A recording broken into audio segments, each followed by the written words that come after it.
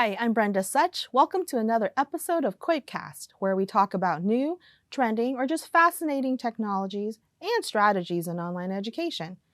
Coming up with the creative ways to encourage instructors to listen to and try new ideas is a struggle that many of us in instructional design experience. But you're in for a treat today. Two who have succeeded by way of their own vodcast, Tech Bytes, are our colleagues from the UF Center for Instructional Technology and Training, also known as CIT. We have senior instructional designer Leslie Mojeiko and educational technologist Chris Sharp. Welcome! Thank you, Brenda. Thank you for having us. Yeah, it's great to be out here with you. Yes. So we'd like to get the audience to hear about your experiences ASAP, so I'll go ahead and share that our show has 3 segments where we'd like to get to know your past and present experiences with education, especially related to online education, and any thoughts and plans about the future of teaching and learning.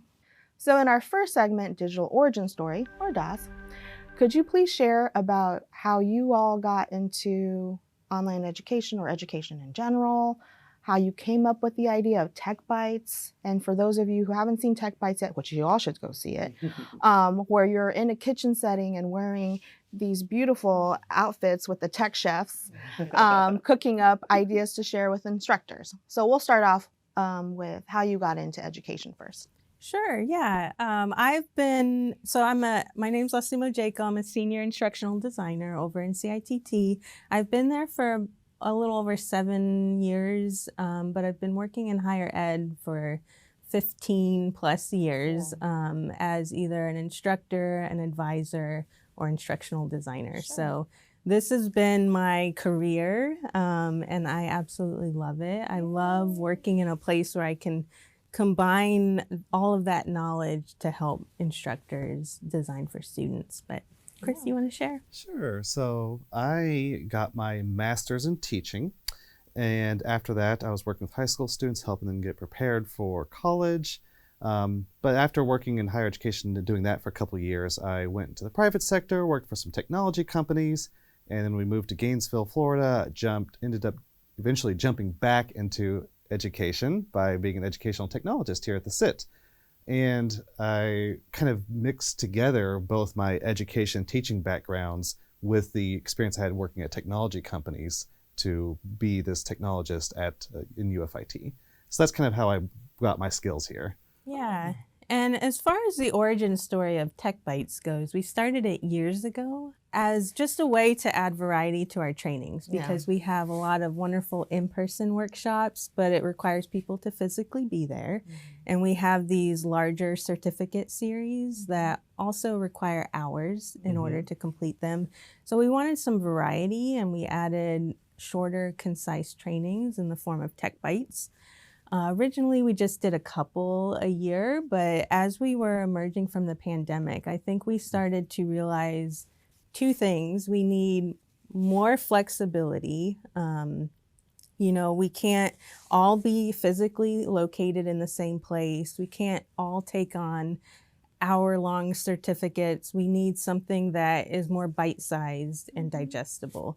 And the other thing is that we're overwhelmed, right? Like personally and professionally, we have way too much going on. And I think we really want to respect and honor that our faculty and staff have a lot on their plates. So we want to provide something that is short and lighthearted. Yep. So you see us in these tech chef costumes. Not all of our Tech Bytes are cooking show themed, but we have this theme for cooking shows because there's a lot of concepts that we find are easier to frame in the form of a recipe that we can hand to someone and they can grab and go. Right. So we came up with the cooking show concept because Chris and I, we meet often and honestly, we go on tangents all the time when we're meeting because we have similar lifestyles. We have kids and pets and craziness happening at home. And one day we just were like, do you ever try Rachel Ray's recipes? They're like 15-minute recipes, maybe, or 30 minutes. Like maybe we should try that at home. And then we happened to be in a Tech Byte planning meeting. And then we're like, what if? Yeah. And our first cooking show was 30-minute recipes to increase instructor presence, just from that conversation. Right. And we had so much fun, and Oh, people really loved good. it. So now we keep doing them. Yeah, I like it too. I think it's a fun metaphor because, first of all, coming out of the pandemic, there's a lot of Zoom fatigue of just like the standard kind of Zoom setup. And so we thought we're going to break this up by injecting a bit more fun into it by having the presenters be co-located with each other, because that's the part that people kind of felt like they lost from not having in-person trainings, is being able to bounce ideas off each other like we're doing here. Right. And so we want to say Zoom meetings should be like that too. So we put ourselves together on one frame. So the two of us are presenting these tech bites, but we're together in the studio so we can bounce ideas off each other. And it made for a much more dynamic workshop than if we were presenting in separate Zoom windows, for instance.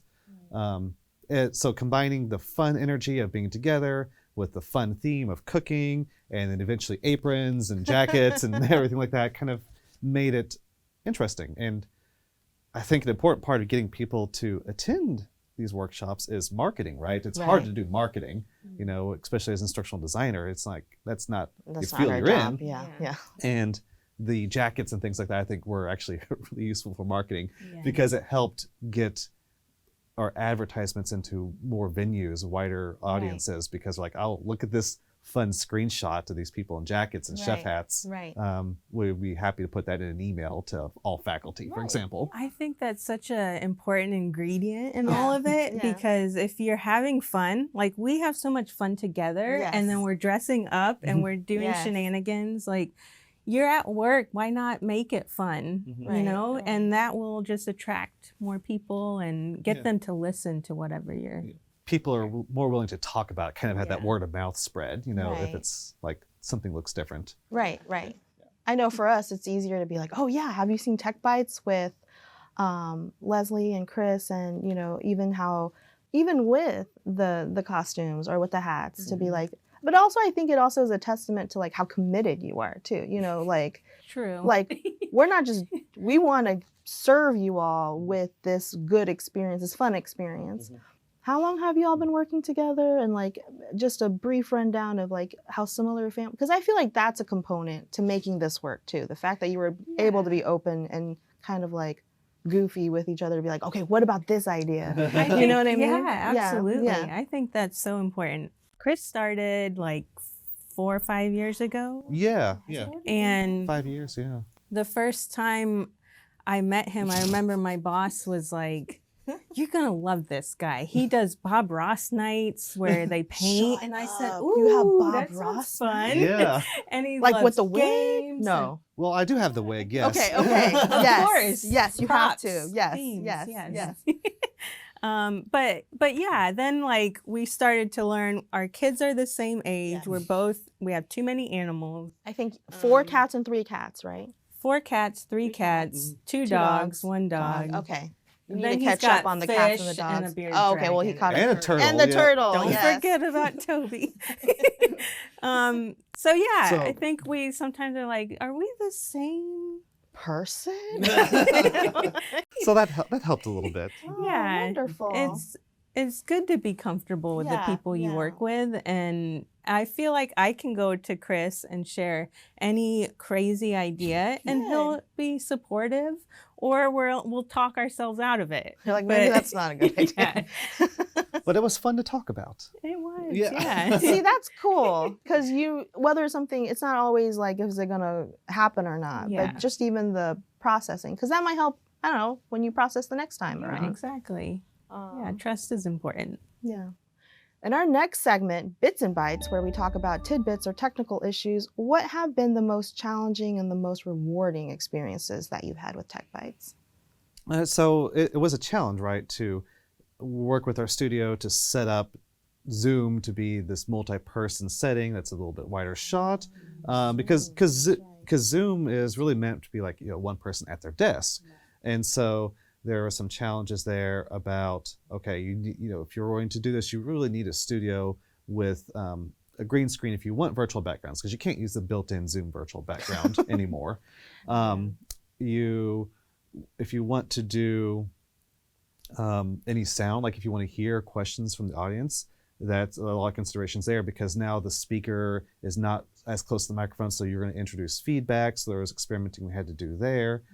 So often we kind of have to do it in silence, so that without hearing from people, and then work with someone else, our sous chef in our case, to relay questions to us. That way we don't introduce unwanted feedback in this.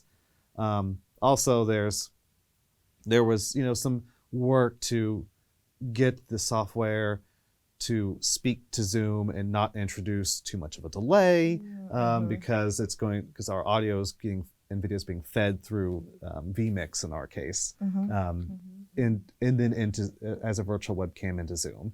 So there were issues setting that up, and so it was just all this tweaking and testing we had to do to make sure things worked out well. Yeah, even the screen share too, like how do we have that screen share and it's like clear and we're still visible, like just all the settings. Yeah, initially we loved the idea of like using us being in front of our content. So if our content was behind us and we're staying in front of it, we can talk about this. So we're kind of superimposed over it instead of a Zoom screen share. But Zoom doesn't provide a high enough video quality, and even at the high quality settings, to make that workable. So we had to go back to just using a regular screen share. So we needed a device in front of us that we're controlling and sharing that screen. So then also it's helpful to have a computer that lays flat if you want to keep it out of the camera shot. So our newest piece of equipment in our studio is a Microsoft Surface Studio, because it lays really low. So that helps. So that way we can have a computer that's out of the shot, but we can still control it and do all the screen share we need. Now, this is for the cooking show one. I think we add some complexity to it because we're in the tech kitchen. But we do a lot of tech bites that are still in Zoom that still support this like short digestible format. And try to add some fun to those as well. But yeah, definitely if you're going to have something live streamed from the studio, you want at least a couple sessions to practice it. That's been something, as well as our registration and how we get people to the event and added to the calendar. We're just always playing around with the best way to do those things. But that's good. Cool. And what about, I mean, it sounds even the most challenging part in figuring that out has been rewarding, but what other rewarding things about the podcast? I mean, I would call it a podcast because you do record it and share it. And it's bites. So, well, one thing has just been our reach as a center. I think our trainings in the past, we've been really fortunate to have, 20 or 30 people engage at a time. But with this format, we're seeing hundreds for each session.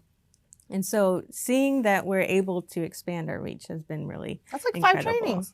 You know what I mean? We've had some with 500 to 600 people register. Cool. And we're not even considering the amount of people who watch it that's in the recording.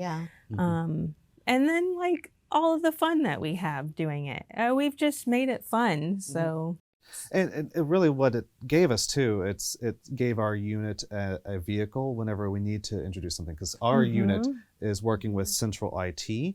And so when there's a new technology or a tool at UF, we have a ready-made vehicle to talk about this tool or technology to introduce it to campus. And then there's live where people experience it and ask questions, and then there's the recording that we can help point people to in the follow-up resources and training. So like, there's something there. It's a ready-made piece for us to deliver content. And be like, here you go, we've made this for you. It's delicious. So in instances where I understand that 500-600 people registering, maybe not all attend, but how do you manage a couple of things? How do you manage the people that are trying to interact with you as you're just trying to deliver, and then also you're live, anything can kind of happen live. So do you all just kind of pick up and go, and how does that work?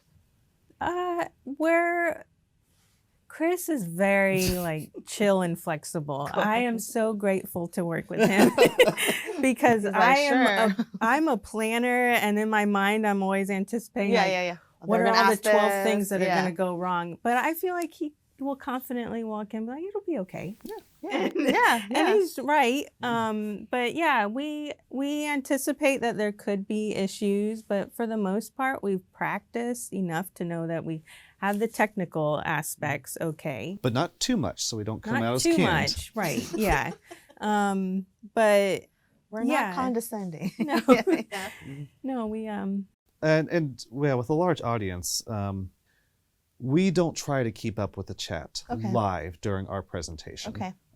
What we do is we have enlisted a sous chef to be in the studio with us, as well as others that can answer questions in chat. So we triage this to say our other people or co-hosts are answering questions in chat, and the sous chef is making the call to ask us to pause to address a question. If something comes up that's like, oh, this is really relevant, it'd be nice if you talked about it now instead of holding it for later.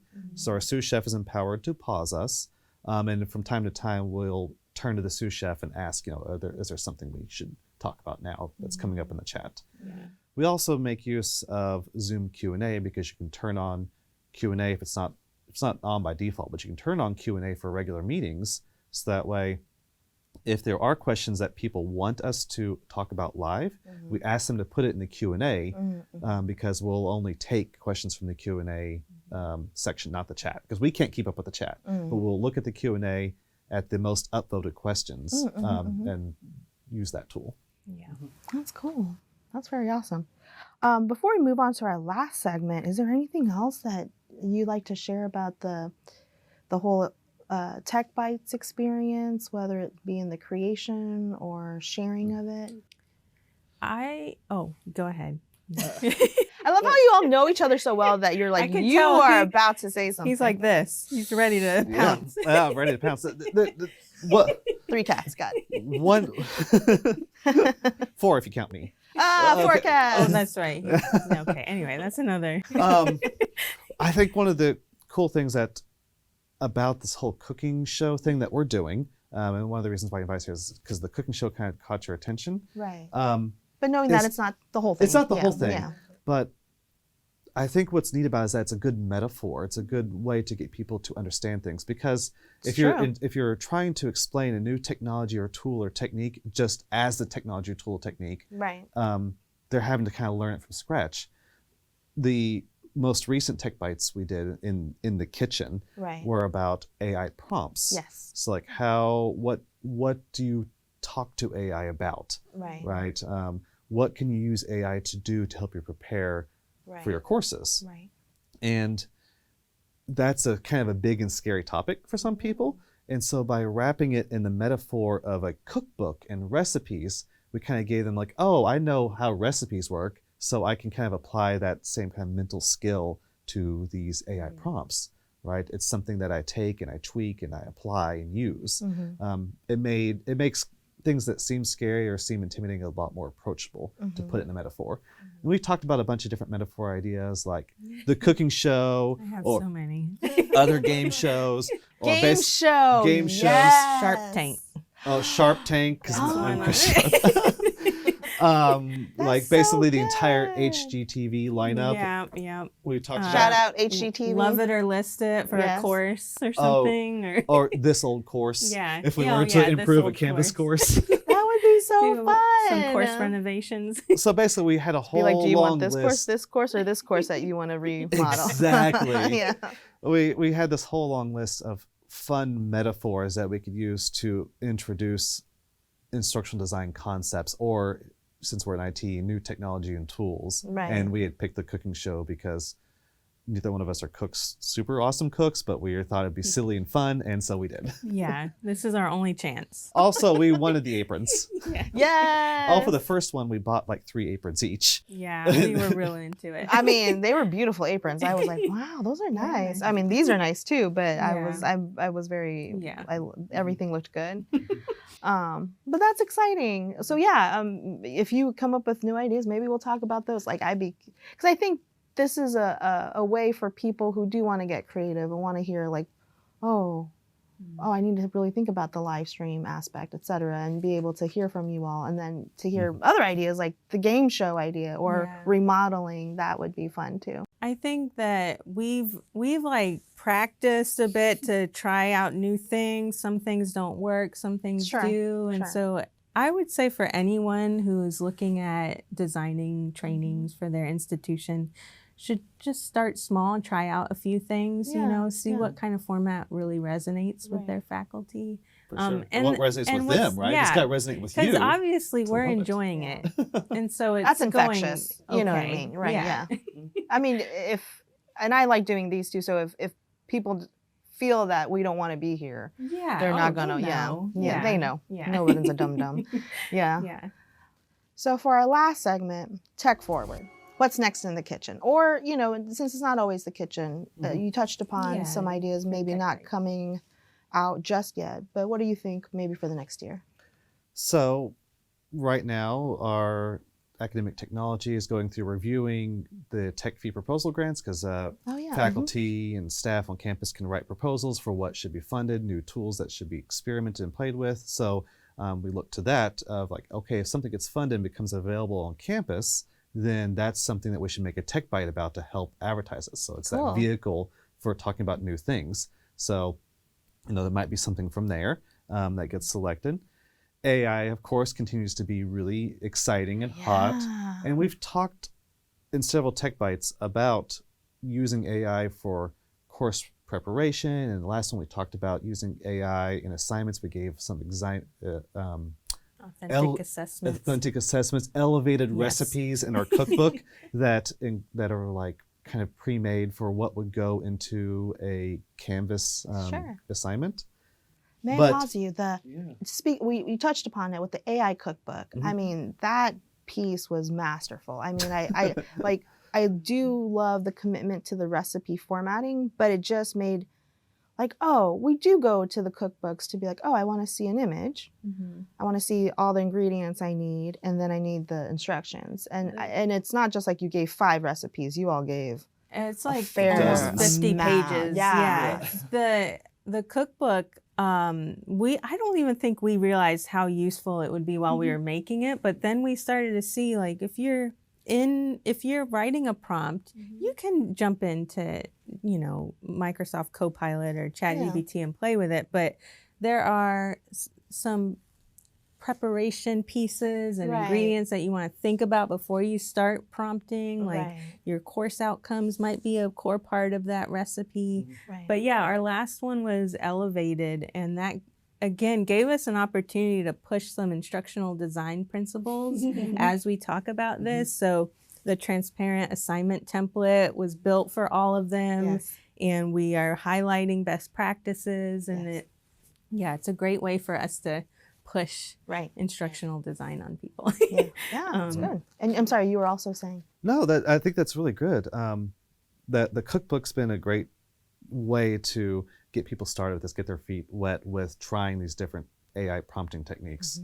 But since AI is really hot and continues to be exciting for people, there's ideas that we have about like what you might want to do if you wanted to build a little bit more full-featured chat box. We had prompts in there about role-playing and doing debates with AI, but maybe there's people that are interested in taking it a bit further or using it on documents. So we've talked about that as an idea. We want to someday get a student perspective into a tech bite, so maybe we'll do a live stream with students. That's something we're exploring and seeing if there will be students interested in it. And in addition, not tech bites, but we, in this interest of like timely and bite-sized, we have a series of AI videos coming out that are going to be several, like just 2 or 3 minute interviews with faculty or staff telling their stories about how they used AI or how AI has affected teaching and learning for them or some application they found for it. So it'll be a way to kind of share more people's experiences without having to commit to like a tech bite or to try to go through it all ourselves. We want to make sure that we're hearing it from peers as well. That's nice. So that you're all building that community versus like, good luck. And we were surprised. Like people were really excited to come and share. Like I have trepidation about asking people to come and do things. But Margot Johnson, another person on our team, lovely person. She's wonderful. She has done all the legwork for Yeah. inviting people and scheduling that time in our studio. Yes. So when very those good. come out, that's like an extension of Tech Bytes. That's going to be really Yeah. awesome. Oh, that's so good. Mhm. So then you're thinking about bringing in, I guess, subject matter or people to just play around with, or more subject matter experts to. Well, some of Or them, both? are in AI. Some of them are not like AI experts, but Sure, they're sure. coming here talking about how they adapted an assignment Okay. for their course. Okay. And so we've already done interviews with people, Sure. and it's in the editing can. Good, good. Well, that's something that we'll look forward to. Yeah.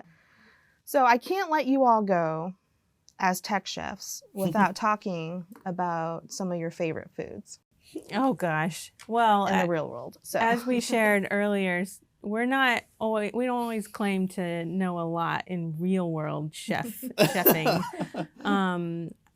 Honestly, I just love peanut butter everything. Really? Like peanut butter cookies, peanut butter Mexican cake. food I love. Oh, that's so good. Yeah. Oh boy, Tacos. I have some favorites. It's hard for me to say no to like cheese enchiladas. Hamburgers, for some reason, I'm really partial to. Well, you said earlier before we started that you like circular foods. Oh yeah, we were talking about pizza. Enchiladas could be. Yeah, well, you circular if look it's at 'em. tortilla. It's true. If you're looking at this plane, they are circular versus this plane. Yeah, yeah. What about you? What about me? I feel like something that I can eat almost every day would be, I don't know. This is, Sorry. I should have prepped better. No, I think something that I do enjoy eating right now is, I don't know, it comes to mind just like right now I could just down some chicken nuggets.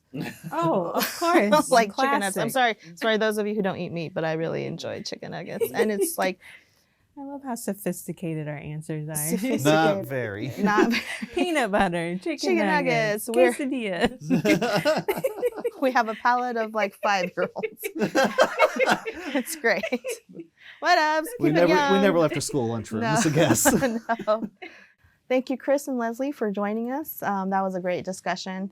And of course, to sign off for everyone, we have our toques to show you all. I have to have music on in my head. Yay! Official. Oh, wow. Yours looks really nice. Oh, thank you. Oh, wow. See, yours rise. I don't know what mine looks like. Oh, wow. Mine's tall too. So we wanted to share our chef experiences with you all. So thank you for listening and watching. And for those of you who are listening, we just put on these beautiful toque hats. If you want to see the vodcast, you'll see what we look like. But we're so happy to be cooking with Leslie and Chris. And thank you for listening and watching, everyone. Until next time.